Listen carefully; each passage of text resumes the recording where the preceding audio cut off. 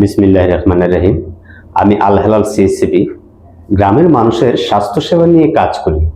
অনেক সময় দেখি কেউ পায়খানায় রক্ত দেখলে ভয় পায়, কেউ চেপে রাখে, আবার কেউ পানি পড়া খায়। আসলে রোগ চেপে রাখার বিষয় নয়, বুঝে চিকিৎসা নেওয়াই দরকার।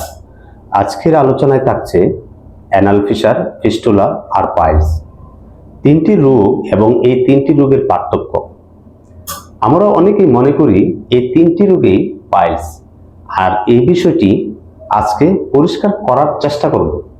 পাইলস হচ্ছে এমন একটা বিষয় যেটা কন্টিনিউ রক্ত আসে, ব্যথা কম হয়, টয়লেটের পর বা চাপ দিলে বাইরে দেখা যেতে পারে। সাধারণত কোষ্ঠকাঠিন্যের জন্য এরকমটি হয়। নাম্বার 2, অ্যানাল ফিসার, যেটা হয়তো অনেকে এই নামটা আমরা অচেনা মনে হয়।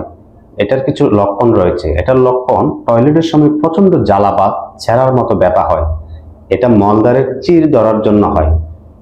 ফিস্টুলা, ফিস্টুলা হচ্ছে মলদ্বারের পাশে ছোট ছিদ্র হয়, সেখান দিয়ে পুজ বা রস পড়ে।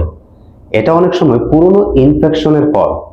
এটাকে আমরা গ্যাস বলে মনে করি। এটার কিছু প্রতিরোধ ও টিপস রয়েছে। ফাইবার খাবেন, প্রচুর পরিমাণে পানি খাবেন, কোষ্ঠকাঠিন্য কমান, টয়লেটে চাপ না দেওয়া খুব জরুরি।